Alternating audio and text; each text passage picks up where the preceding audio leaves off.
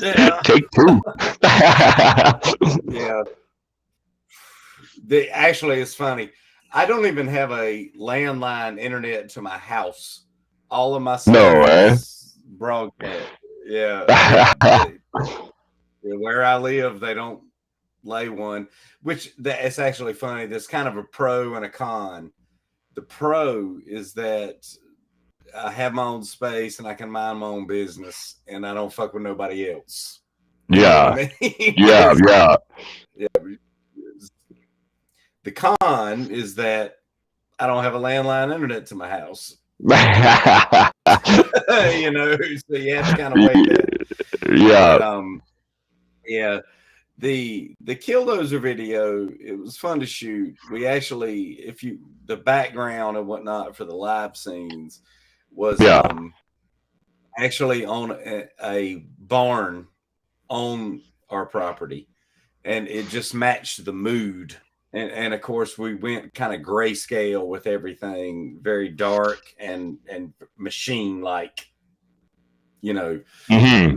which I is noticed you kind of basically have a lot of the black and gray. You can't tell what the background is sometimes. You just see the actual person or the subject of interest as far as the video goes. I love that stuff, man. Right. So we'll give him here a sec. He's like me. Sometimes I'm on the shitty internet. No big deal. Let me do this here. Technical difficulties. Gotta love the live show, right? So maybe he'll jump in. If not, I'll bring the music back and we'll try one more time.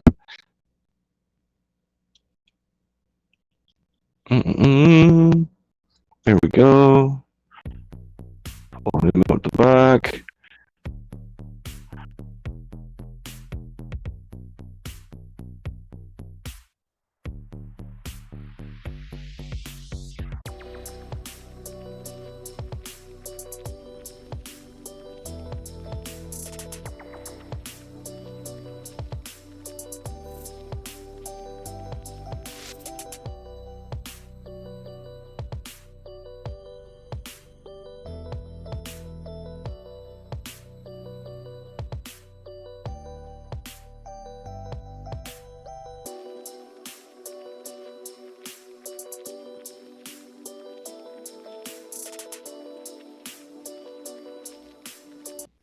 There we go. We're live too, so we don't even got. Yeah, I just left the music playing, pull up the screen, and then so that works. That's cool. I had it before where I've dropped out on the yeah. guest, and they're still talking away when I get back. Sometimes, sometimes they just leave. So funny. So yeah, we were talking about the video. Yeah, We went with a grayscale, kind of dark and brooding look for the video, and I think it worked out well. Yeah, what were your thoughts? I love that darker feel. Like I'm more, even when I'm thinking of drawing or my tat work or when I think of logos, I love that dark sense that you guys brought into that Killdozer, right? Like it just pulls even more meaning out of the song in that sense. You get that visual vibe of what you're as you're playing. Like for me, anyways, I don't know what other people think, but Yeah. The like it had like that 19. I don't want to say like 80s black and white feel almost, or even a 70s feel to it. Like oh no, I I would don't love that you said that actually. Yeah, because that's the shit I grew up on. I know, right? mean, the what's funny about the whole story of Killdozer and whatnot, and I've thought about this a lot actually. I mean, with writing the song, is that like I actually don't know. And I say this to the folks that have ever asked me about it. I don't know who was right or wrong. I wasn't there. You know what I mean? It's I don't know, and I'm not a lawyer, as if that needs to be said, but like I don't know who was right or wrong. I just find it a fascinating piece of psychology. Like I don't know if Marvin Heemeyer was in the right or if he was an asshole. I really don't, and I don't know. I don't know if the town was in the right legally or they were assholes. It was just what, and I remember seeing this when it happened live, and it was actually amazing to me that so many people don't or didn't. Now I'm not talking about somebody that's 20 years old because they weren't alive then, but I remember seeing live news footage of it when it went on, but I was like, I don't know who's right or wrong here, but for this guy to have, I want to say he had a problem, but for him to what I will call simmer, and I love cooking. So a lot of when I talk a lot about cooking. He simmered on it and that long enough for him to actually come up with that plan and build that. Yeah, like how do you build that or say even amount that mass of weaponry that he was found to have on him after the fact? Or you know what I'm like? Right. How does that go unnoticed? No, not his neighbors, not his his fucking mom or his brother never dropped in. Hey man, what's going on? You know, yeah, what do you build? What do you buy bulldozers for? Right? As I have read, if that is to be believed, there were people that saw him doing what he was doing. But I'm assuming they turned a blind eye to it, which I wonder if that means beef with their town. Yeah, because I just find it. I understand more what you mean by whether he was in the right or not, or the town was in the right or not. Probably a combination of both. You know, that's a good point. Yeah, because we don't like we're he asked for it's the political 3 story. Yeah, there's that side, this side, and then the truth, right? And that's it, Yeah.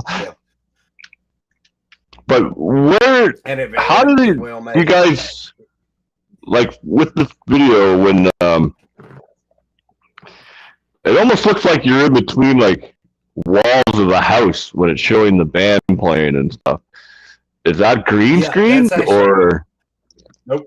It's an old farm barn on across the street from my house. It's an old farm. Yeah, that's a pretty sick spot, bud. Yeah, they my memory is failing me. There was a form of construction back in olden times where they would lay wood and do that mortar.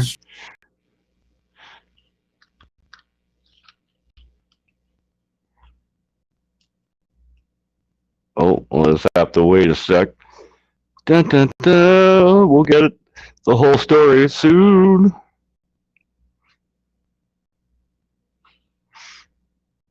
That is a killer video, though. You guys should check it out. Even if you don't know the story behind behind Killdozer.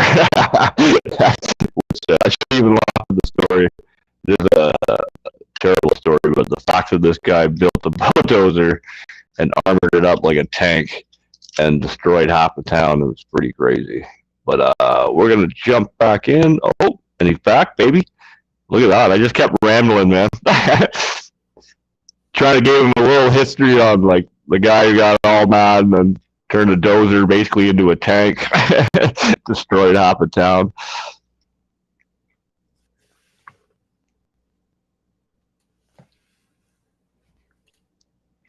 But so you didn't live in the town that he destroyed or anything. That wasn't. No. No, okay. I was gonna say you were like living there. No, once again, yeah, he was in the Midwest of the U.S. That's I'm on right. the East Coast.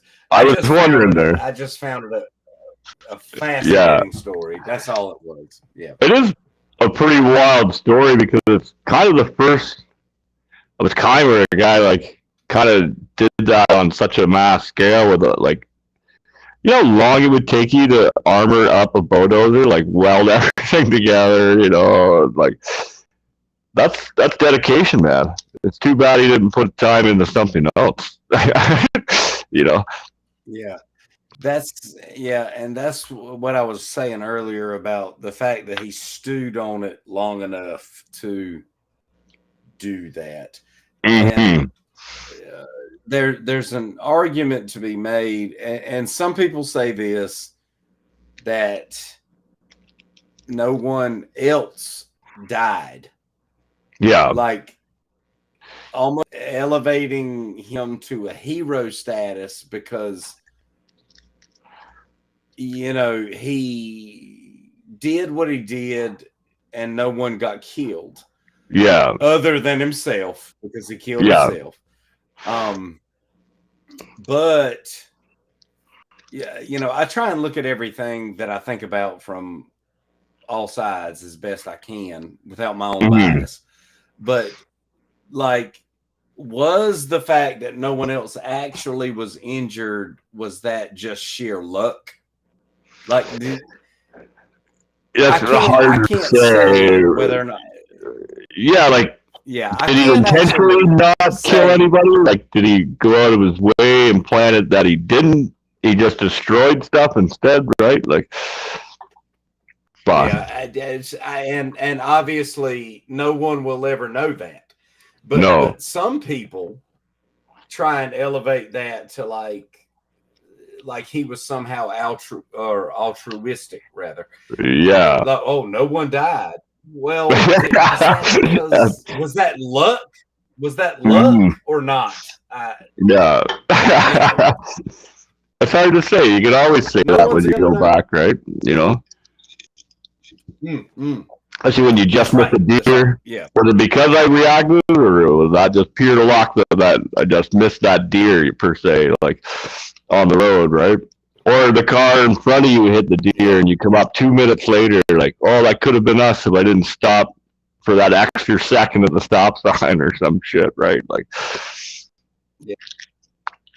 And I couldn't imagine actually what it was like, even like thinking back on it a lot when I was writing the song and whatnot. Like, imagine being just a townsperson the day after or the afternoon when it was over with. Mm-hmm. All the work you got to do now, right? Or the next day or whatever. Like, what the hell just happened? Mm-hmm. No doubt, right? That's another.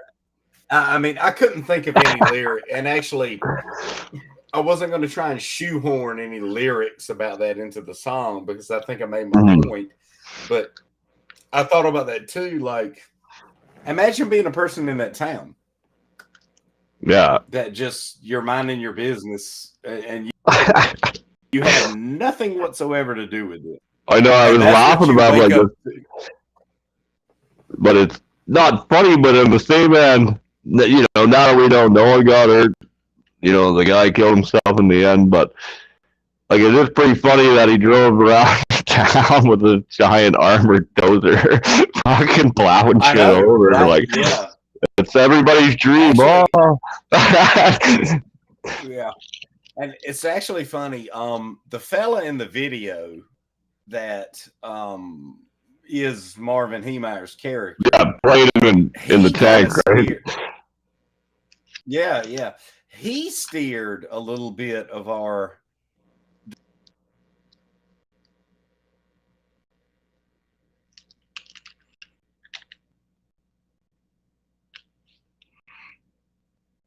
Dun, dun, dun.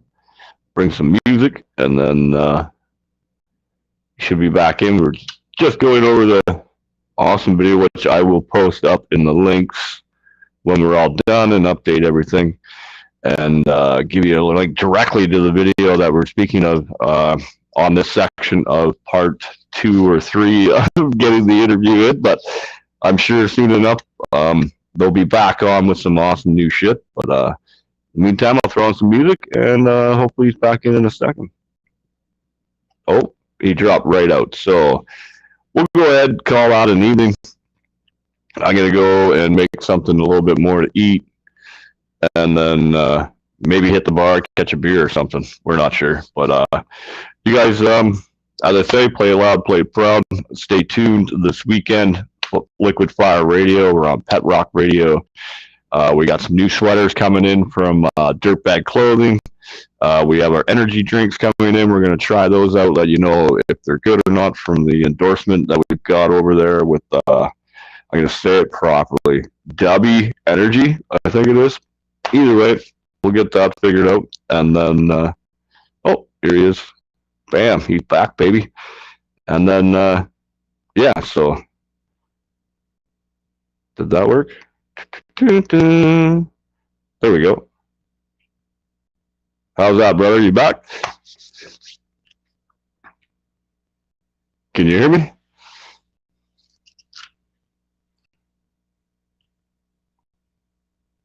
Oh, I can't hear you. Technical difficulties.